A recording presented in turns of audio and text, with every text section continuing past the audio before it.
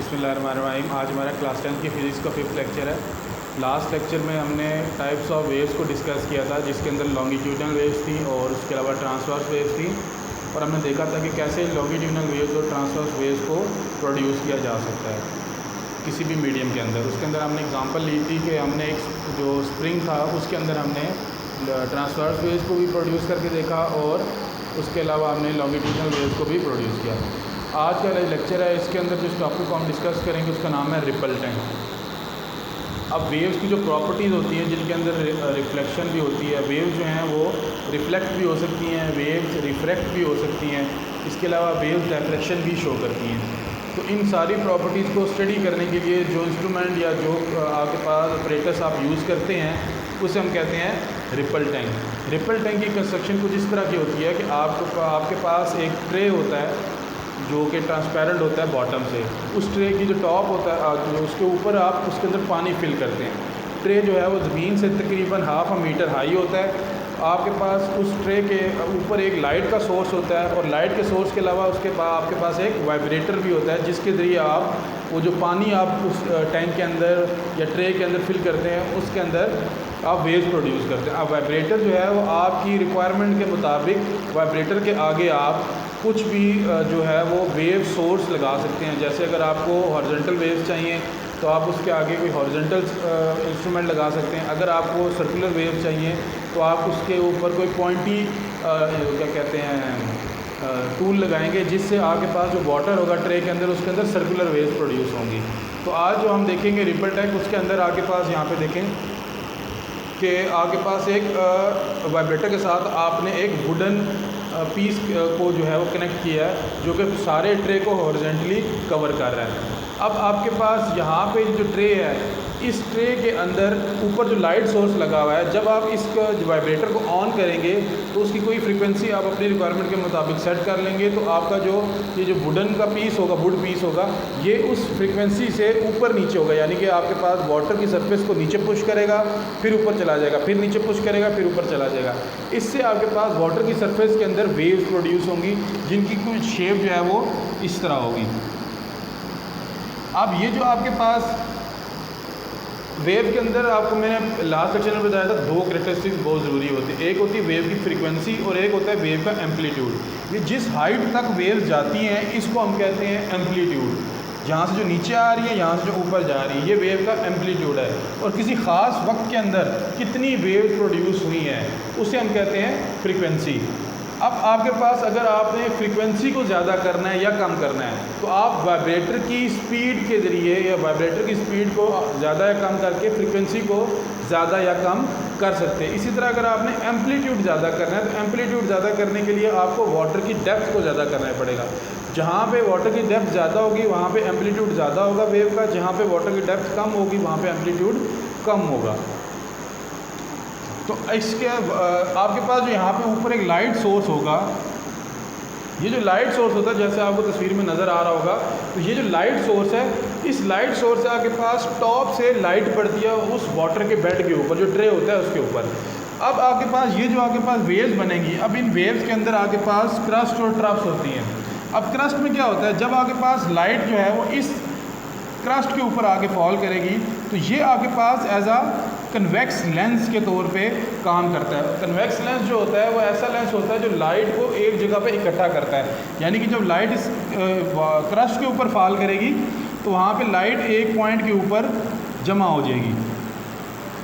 इसी तरह अगर कोई जो लाइट है ट्रफ के ऊपर फॉल करती है, जैसे आपके पास ये ट्रफ है, तो ट्रफ में क्या होता है, ट्रफ की प्रॉपर्टी होती है कि वो लाइट को स्कैटर करती है। ये कनकेव लेंस की जो है वो प्रॉपर्टी है कि वो लाइट को स्कैटर करता है। कनकेव लेंस की कंस्ट्रक्शन होती है वो इस तरह होती है।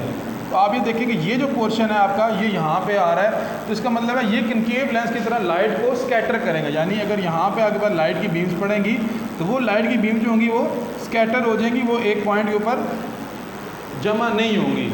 तो आपके ऊपर जो लाइट लगी हुई है, आपका जो बॉटम है इसका रिपल टैंक का, वो ट्रांसपेरेंट होता है। तो जब लाइट इन वाटर की वेव के ऊपर फॉल करती है तो नीचे जो सरफेस होती है टैंक की, वहाँ पे आपके पास कुछ पैटर्न बनता है। पैटर्न आपके पास इस तरह बनेगा कि आपके पास कोई डार्क फ्रिंज होंगे, डार्क स्पेसेस होंगी, फिर लाइट नज़र आएगी आपको, फिर आगे लाइट नहीं होगी, डार्क स्पेसेस होंगी, फिर लाइट, इस तरह के पास डार्क लाइट किस्म के फ्रिंज बनेंगे। तो ये आपको बता रहे हैं कि वेव जो है वो प्रोड्यूस हो रही हैं। वेव्स आपके पास वाटर के जो वेव्स हैं वो लाइट की जो रिफ्रैक्शन होती है after passing from the surface of water, जो लाइट अपना रास्ता चेंज करती है, तो उसके ज़रिए आपको नीचे अंदाज़ा होगा कि वेव्स किस डायरेक्शन में मूव कर रही हैं और किस शेप में मूव कर रही हैं। तो सबसे पहले हम देखते हैं कि वेव्स के जो प्रॉपर्टी है रिफ्लेक्शन की, वो हम कैसे स्टडी कर सकते हैं रिपल टैंक से।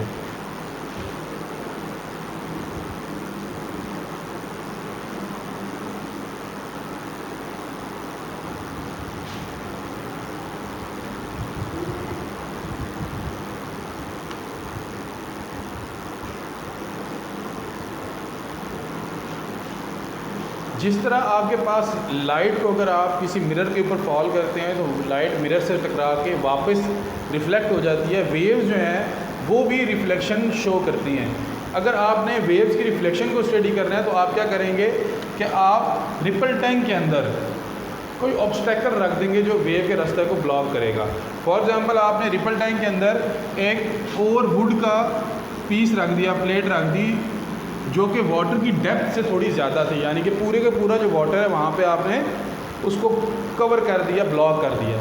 अब अगर आप यहाँ से वेव प्रोड्यूस करेंगे तो वेव जो होंगी वो इस तरह, ये जो आपके पास मार्कर की लाइंस हैं, आप ये समझें ये आपके पास ट्रफ्स हैं, और ये जो आपके दरमियान में आपके पास जहाँ पे मार्कर की लाइन नहीं है ये आपके पास क्रस्ट है, लाइट वाला है, ये डार्क पोर्शन है, ये लाइट वाला पोर्शन है। तो इस तरह वेव जब आपके पास जाएंगी, जब वेव इससे टकराएंगी तो अब आपके पास वेव यहाँ से टकराने के बाद अपनी डायरेक्शन चेंज करेंगी। वो डायरेक्शन किस डायरेक्शन में होगी? वो डायरेक्शन वो उस एंगल के इक्वल होगी जिस एंगल से वेव इंसिडेंट हुई हैं इस क्या कहते हैं ऑब्स्टेकल के ऊपर। जो आपके पास डायरेक्शन ऑफ वेव्स होगी वो हमेशा normal to the wave front होगी। वेव फ्रंट कहते हैं जो वेव आपके पास बनती हैं। अब वेव्स आपके पास इस तरह बन रही हैं वाई एक्सिस के अंदर, इसका जो नॉर्मल होगा यानी कि 90 डिग्री एंगल, वेव्स आपके पास इस तरह बन रही है तो इसका 90 डिग्री एंगल ये होगा, यहाँ पे 90 डिग्री, तो वेव की डायरेक्शन आपके पास ये आएगी।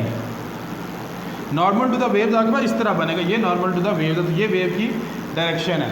तो जब वेव यहाँ से टकराएगी, टकराने के बाद यहाँ पे कुछ एंगल बनेगा इधर, इसको आप कहते हैं आई। आई का मतलब है एंगल ऑफ इंसिडेंट, वो एंगल जो इंसिडेंट वेव ने ऑब्स्टेकल के साथ बनाया।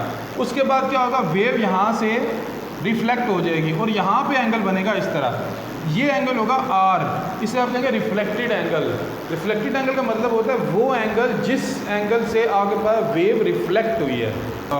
नॉर्मल ड्रा करेंगे यानी कि ऐसी लाइन ड्रा करेंगे जो इस बैरियर के साथ 90 का एंगल बनाएगी। तो यहाँ पे आपके पास इस पॉइंट के ऊपर एंगल बना, एंगल ऑफ इंसिडेंट आई, और ये जो आपके पास एंगल होंगे ये होंगे एंगल ऑफ रिफ्लेक्शन आर। तो वेव जिस एंगल से इस टकराएगी बैरियर को, जो एंगल बैरियर का और वेव का बनेगा उसी एंगल से वेव जो है वो रिफ्लेक्ट हो जाएगी। जो लॉ ऑफ रिफ्लेक्शन है वो ये कहता है कि angle of reflection and angle of incidence are same. जिस एंगल से आपके पास कोई भी वेव रिफ्लेक्ट हो इंसिडेंट होती है किसी मीडियम के ऊपर, तो वो उसी सेम एंगल से ही रिफ्लेक्ट होगी। तो आपके पास इस तरह यहाँ पे वेव रिफ्लेक्ट हो जाएगी। अब आपको पता कैसे लगेगा कि आपकी वेव रिफ्लेक्ट हुई है? ये आपको पता लगेगा जो आपके पास नीचे रिपल टैंक के नीचे जो पैटर्न बन रहा होगा, जो मैंने आपको बताया कि लाइट और डार्क फ्रिंजेस बन रहे होंगे नीचे, तो वो जो पैटर्न है वो आपको दिखाएगा कि वहाँ पे वेव्स बन रही हैं। मतलब आपके पास जब आपके पास स्ट्रेट वेव जा रही थी तो पैटर्न इस तरह का होगा, और जब वेव्स ने अपनी डायरेक्शन चेंज कर लिया है तो पैटर्न आपको इस तरह नज़र आएगा कि वेव यहाँ पे आपके पास ऑब्स्टेकल था, इस ऑब्स्टेकल को टकराने के बाद वेव्स जो पहले इस डायरेक्शन में जा रही थी अब वो टकरा के इस डायरेक्शन में मूव करने लगी। तो आगे पास पहले पैटर्न जो बनेगा वो इस तरह बनेगा, जब रिफ्लेक्शन के बाद जो आपके पास जगह होगी वहाँ पे वेव का पैटर्न इस तरह बनेगा। इस तरह आप स्टडी कर सकते हैं reflection of wave with the help of ripple tank. A wave moving in one medium falls on the surface of another medium. अब रिफ्लेक्शन ऑफ वेव क्या होगी कि आपकी वेव एक मीडियम से मूव कर रही है, वो किसी दूसरे मीडियम से टकराती है, टकराने के बाद ये वापस उसी मीडियम में वापस आ जाएगी जिस मीडियम से ये पहले ट्रेवल कर रही थी। अब bounce back into the first medium such that the angle of incident is equal to the angle of reflection. कि एंगल ऑफ इंसिडेंस, जिस एंगल पे वेव इंसिडेंट हुई है बैरियर के ऊपर या ऑब्स्टेकल के ऊपर, उसी एंगल से, सेम एंगल से वेव रिफ्लेक्ट हो जाएगी वापस। वेव की प्रॉपर्टी होती है कि वेव रिफ्लेक्ट भी होती है, वेव रिफ्रैक्ट भी होती है, वेव जो है आपके पास वो डायफ्रैक्शन भी शो करती है।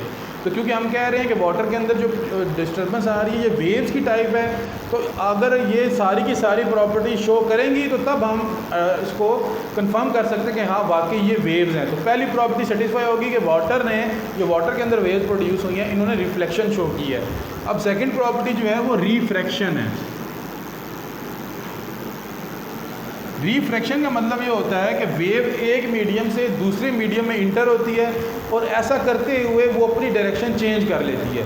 जैसे लाइट आपके पास, अगर आप लाइट एक शीशे का ब्लॉक लें, या जैसे आपके पास प्रिज्म होता है, प्रिज्म की शेप ये होती है, तो जब आप इसके ऊपर सनलाइट इंसिडेंट करते हैं तो लाइट इसके अंदर आती है प्रिज्म के अंदर और यहाँ से रिफ्लेक्ट हो जाती है।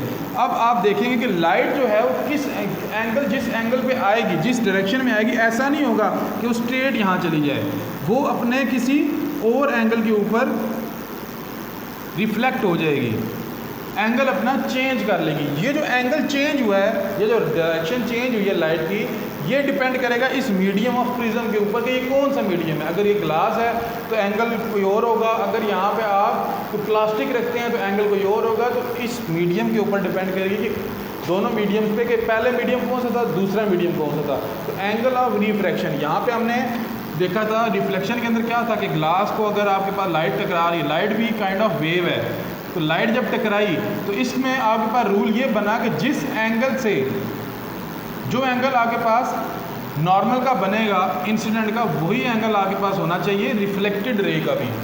यानी कि जो वेव आपके पास इंसिडेंट हुई है जिस एंगल पे मीडियम के ऊपर, उसी एंगल से ही वो रिफ्लेक्ट होगी वापस आएगी।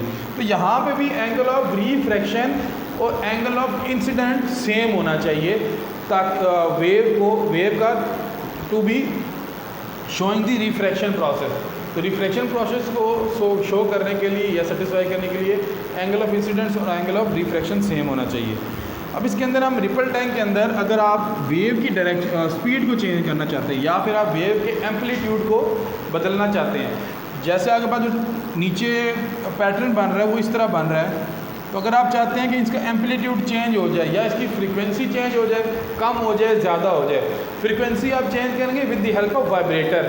अगर आपकी वाइब्रेटर की मूवमेंट को तेज़ कर देते हैं तो वेव की फ्रीक्वेंसी ज़्यादा हो जाएगी, वाइब्रेटर की मूवमेंट को कम कर देते हैं तो वेव की फ्रीक्वेंसी कम हो जाएगी। लेकिन अगर आप उसका एम्पलीट्यूड चेंज करना चाहते हैं तो आपको वाटर की डेप्थ चेंज करने की, सपोज आपने वाटर का जो रिपल टैंक है उसके एक हिस्से में बॉटम के ऊपर कोई सॉलिड का ब्लॉक रख दिया। अब जब आप वेव प्रोड्यूस करेंगे तो वाटर की वो वेव जो कि आपके पास शैलोअर वाटर में होंगी, शैलोअर का मतलब होता है जिसकी गहराई कम होगी, डीप वाटर वो होता है जो गहराई ज़्यादा होगी, शैलो वाटर वो होता है जिसकी गहराई थोड़ी कम होगी। तो आपके पास जो डीप वाटर होगा उसके अंदर वेव्स की जो आपके पास एम्पलीट्यूड होगा वो कम होगा। जो ही आपके पास वो वेव्स पहुँचेंगी ब्लॉक के ऊपर रिपल टैंक में, तो उनके दरमियान डिस्टेंस ज़्यादा हो जाएगा। तो यहाँ पे आपके पास वेव का पहले देखें डिस्टेंस कितना था, यहाँ पे डिस्टेंस ज़्यादा हो गया, तो यहाँ तक आपके पास डीप वाटर था और ये आगे आपके पास शैलो वाटर आ गया। ये जो वेव होगी इनकी स्पीड भी ज़्यादा होगी, इसकी स्पीड थोड़ी स्लो होगी। तो अगर आप रिफ्रैक्शन शो कराना चाहते हैं, रिफ्रैक्शन, तो आप वाटर वेव्स के अंदर रिफ्रैक्शन ऐसे शो करा सकते हैं कि आपके पास एक हिस्सा वाटर का शैलो हो और एक हिस्सा थोड़ा सा डीप हो। तो जब वाटर डीप हिस्से में से शैलो हिस्से में वाटर की वेव्स ट्रैवल करेंगी तो वो अपनी डायरेक्शन चेंज करेंगी। तो रिफ्रैक्शन को शो करने के लिए आपने जो ऑब्स्टेकल रखना है बॉटम के ऊपर रिपल टैंक के अंदर, वो एंगल के ऊपर होना चाहिए, यानी कि वो कोई एंगल बनाए, स्ट्रेट आपके पास सामने ना हो। जैसे आपके पास यूँ उसको रिपल टैंक अगर आपके पास ये है तो आपने इसको सामने नहीं रखना, इस तरह कोई एंगल बनाए। जैसे आप डिस्टर्बेंस क्रिएट करेंगे तो आप उस जो ऑब्जेक्ट है उसको इस तरह रख दें। अब वेव्स जो आपके पास आ रही हैं वेव का जो वेव फ्रंट है वो ऐसे बनेगा, डायरेक्शन वेव की ये होगी, ठीक हो गया। ये डायरेक्शन है आपकी वेव की, ये आपके पास वेव फ्रंट है। जो वेव्स बन रही है ना, ये वेव इस तरह चल रही है आपके पास, यहाँ पे टकरा रही है, ये वेव यहाँ पे टकरा रही है। अब जहाँ जहाँ जिस पॉइंट पे वेव टकरा रही है, एक नॉर्मल ड्रा कर लेता हूँ यहाँ पे, इस पे बैरियर के साथ नॉर्मल, ये आपके पास वो एंगल है 90 डिग्री का जो आपने ऑब्जेक्ट रखा है, उसकी जो बाउंड्री है उसके साथ आपने नॉर्मल ड्रा किए हैं। नॉर्मल कहते हैं उस लाइन को जो कि 90 के एंगल बनाए। तो नॉर्मल टू द बैरियर का मतलब क्या है कि बैरियर की डायरेक्शन जो है, ये जो आपके पास बैरियर पड़ा है इसके साथ 90 के एंगल बना रहे हैं, उसे हम कहते हैं नॉर्मल। तो अब आप देखेंगे यहाँ पे इस एंगल पे आपके पास रे इंसिडेंट हुई, सपोज ये वाली वेव आपके पास यहाँ पे इंसिडेंट हुई इस एंगल के ऊपर। जब इस एंगल पे इंसिडेंट हुई तो ये जो आपके पास डायरेक्शन चेंज करेगी वेव, वो भी इसी एंगल ऑफ इंसिडेंट के इक्वली होना चाहिए, वो एंगल जिस एंगल से डायरेक्शन चेंज होगी वेव की। तो आपके पास वेव इस तरह आई, तो ये वेव सपोज इस तरफ मूव कर जाती है, डायरेक्शन अपनी चेंज करती है। तो ये वाला एंगल आई और ये वाला एंगल जो आपके पास नॉर्मल के साथ बन रहा है, रिफ्लेक्टेड एंगल और इंसिडेंट एंगल, ये दोनों एंगल सेम होंगे। इसी तरह ये वेव भी है, ये आपके पास यहाँ पे आई बना रही, तो ये भी सेम एंगल के साथ आपके पास डायरेक्शन अपनी चेंज करेगी। ये एंगल आर और ये एंगल आई सेम होगा। इसी तरह ये वेव जो ये एंगल आई बना रही है, यहाँ पे जब वो ऑब्स्टेकल से टकराएगी, जो आपका शैलोअर वाटर में इंटर होगी, तो उसकी डायरेक्शन भी सेम एंगल आई की तरह ही चेंज हो जाएगी। तो जो एंगल ऑफ रिफ्लेक्शन है और एंगल ऑफ इंसिडेंट है वो सेम ही रहेगा। तो पहले आपके पास वेव इस तरह जा रही थी, जो वेव फ्रंट आपके पास इस तरह बन रहा था, जो ही आपकी वेव जो है वो टकराएंगी इसके साथ, रिफ्लेक्ट होंगी, तो उनकी डायरेक्शन आपको नीचे इस तरह का पैटर्न बना हुआ नज़र आएगा।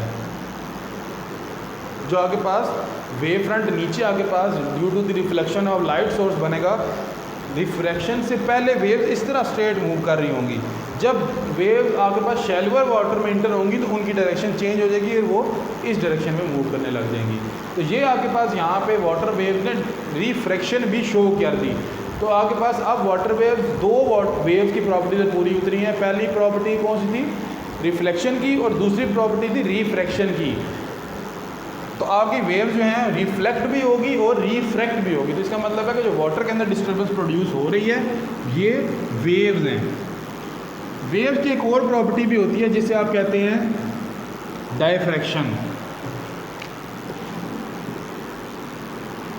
डायफ्रैक्शन कहते हैं bending of waves around the edges of the obstacle. Bending of waves around the edges of the obstacle. अब आपके पास ये रिपल टैंक है, इस रिपल टैंक में आपके पास जो वेव्स मूव करती हैं इस तरह। अगर आप यहाँ पे दरमियान में एक ऐसा ऑब्स्टेकल लगा दें, जैसे सपोज आपने एक ब्लॉक यहाँ रखा, एक ब्लॉक ये रखा, अब आपके पास क्या हुआ है कि वेव्स को जो पहले लेंथ मिल रही थी ट्रैवल करने के लिए, यहाँ पे इस पॉइंट से गुजरने के बाद वो लेंथ नहीं मिलेगी। इस पॉइंट पे लेंथ कम हो जाएगी, यहाँ पे फिर वो उतनी हो जाएगी। तो जब वेव किसी ऐसी ऑब्स्टेकल पे से गुजरते हैं तो वो वेव्स बेंड हो जाती हैं ऑब्स्टेकल के साथ। यानी आपके पास ये बन रही है, तो यहाँ से जो वेव निकलेंगे आपके पास उनकी डायरेक्शन थोड़ी सी चेंज हो जाएगी।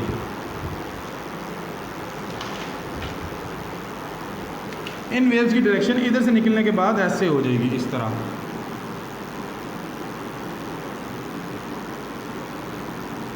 जो आपके पास ये एरियाज हैं ऑब्स्टेकल के दरमियान, जो ऑब्स्टेकल से जब वेव गुजरेंगी तो इस यहाँ से वेव आपके पास इस तरह आई है, इधर से गुजरते हुए ये इस तरह बेंड हो जाएंगी।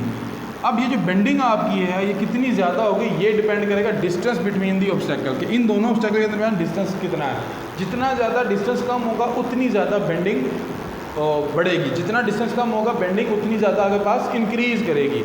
इस तरह जिस तरह यहाँ पे अगर डिस्टेंस ज़्यादा था तो वेव थोड़ी कम बेंड हुई है। अगर आपके पास ये डिस्टेंस इंक्रीज़ हो जाए और डिक्रीज़ हो जाए सपोज़, अब यहाँ से जो आपकी वेव प्रोड्यूस होंगी उनके दरमियान जो बेंडिंग है वो और ज़्यादा होगी।